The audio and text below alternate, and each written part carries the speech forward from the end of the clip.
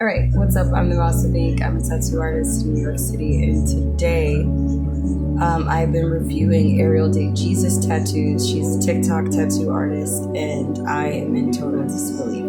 First thing I'm gonna say is if you like videos like this, please like, share, subscribe, leave a comment, let me know, I guess, your opinion on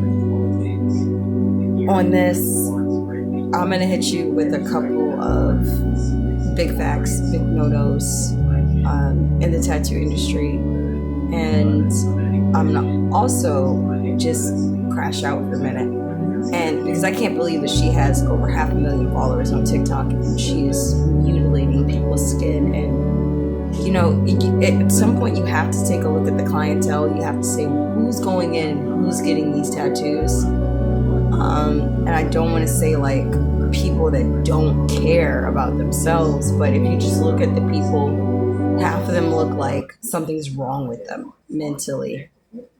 And I wouldn't say I'd be jealous of a clientele like that. Next thing is the rushing of the tattoos. So this girl brags about being able to do these pieces that she's doing them, and she does them in pretty much less than, I guess, 2 hours. The reason that she has to move so fast is because she says that, you know, they would be in a lot of pain otherwise. I'm going to let you know that we are in 2025 and there's a lot of technicality in tattooing that, you know, tattoos can be done and the skin can be taken care of in a way that it does not overwhelm or swell when you're tattooing it to take care of certain projects, mainly cover-ups, which is what she tackles a lot. Now, for those of you that don't know her price range, she ranges from $100 to $160. She blindfolds you and you get a tattoo from her. To most people that are not familiar with tattoos, this may seem like a very good idea. But there's the other thing that comes into question, which is her hygiene practices. I know I have a lot of people that are anal with me, and just based off of a few hygienic practices that I saw her not do, I cannot believe that over 500,000 people would follow her page. Like, it has to be desperation to get tattoos. You know, we say that some people treat tattoos like they're drugs. I have a feeling that her clientele treats tattoos a lot like medication, like straight up prescription. That's how they treat her. So don't expect anything that's coming out of her portfolio to be immaculate, to be super nice. I mean, for God's sake, she's letting an 11-year-old tattoo unsupervised is crazy. I think that children, when you are below the age of 25, you should be focused on, you know, if it comes to tattoos, by the time you're 19, you should be apprenticing somewhere. But that's as close as you should get to tattooing when you are in those adolescent years before your brain is fully developed. Because when your brain is underdeveloped, you don't know what you want. You don't know what your boundaries are. You really don't know who you are. And a lot of times it's hard to either cover these things up or get these things removed. So it's very, very serious, and it costs a lot of money to get it removed properly. It costs a lot of money. So these things are very, very serious. I mean, this girl tattoos at a rate that it seems like she has a new client every day to mutilate.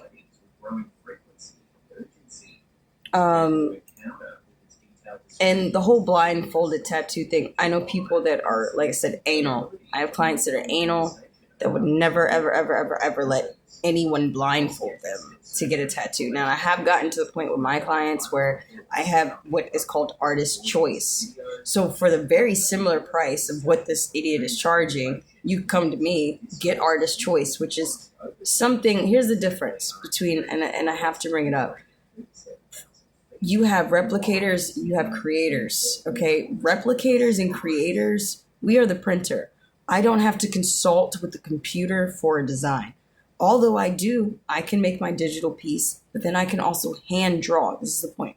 I can also hand draw because I have over 120 something thousand hours alone in my drawing skill and craft. I can hand draw something and then do it again and again and again, even down to the same size. It's kind of like illustrating, being able to draw things per frame, like different perspectives of people and characters. You know, it comes with the territory of practice. And that's the thing that a lot of people skip when they get right to tattooing. They think it's cool. They want to jump into it. I guarantee you, if you put a coil in that girl's hand, she would not know her asked from her front of even how to put it together or to make it work, you know. And that's the problem with pen machines. That's the issue. But back to the drawing board, literally, if you cannot draw, you should not be tattooing. I'm talking about at least 10,000 hours, and that's nowhere near enough, but at least 10,000 professional hours of drawing under your belt. And y'all may say, why? Well, what do you do when the printer breaks? And then you have these people like her. She's like a Pinterest stealer. She likes to hop on Google, and this is why we tell our clients not to do this. We tell you guys to stop taking people's designs, because what it does is it makes the artist, the tattoo artist, look like a thief. One.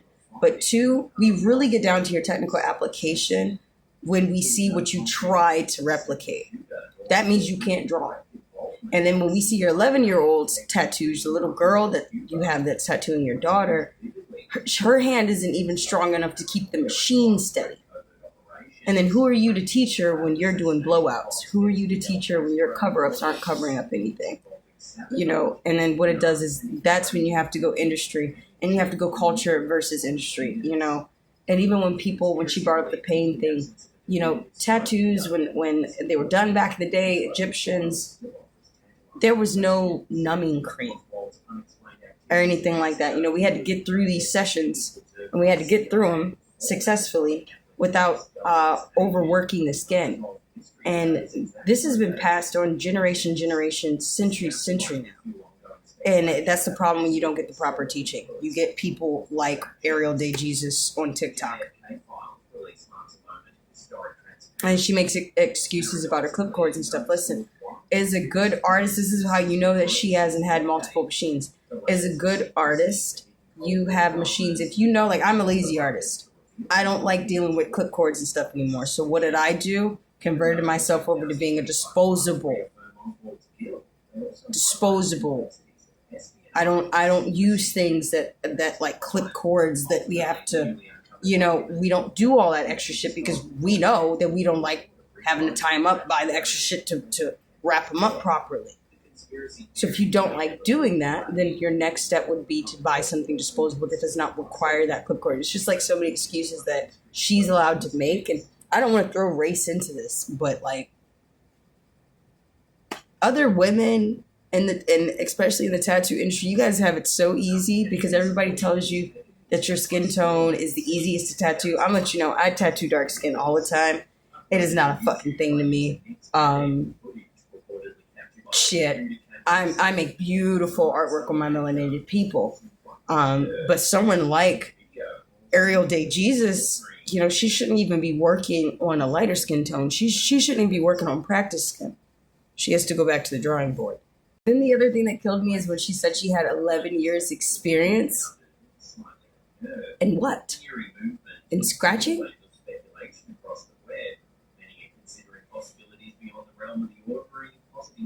I have to ask.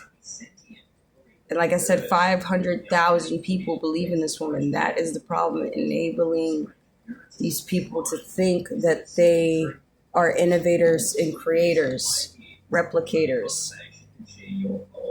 It's just insane to me, you know, to see this artwork. Even the picture that she stole of the guy that got a caricature of his wife on his nipple.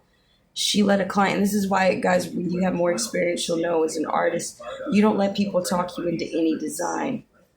Even if you feel slightest bit uncomfortable with something, you as the artist, you know, you should be able to say, hey, I feel uncomfortable with that, and, you know, let's take another direction. And if that person doesn't want to take another direction, you know, she's not giving people any direction. She's blindfolding them and tattooing them.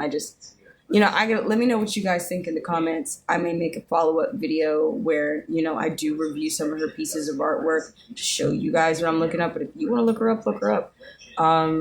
Good luck with that. And be prepared to get your tattoo removal. All right. See y'all. Peace. The Mouse of Ink. Like, share, subscribe, leave a comment.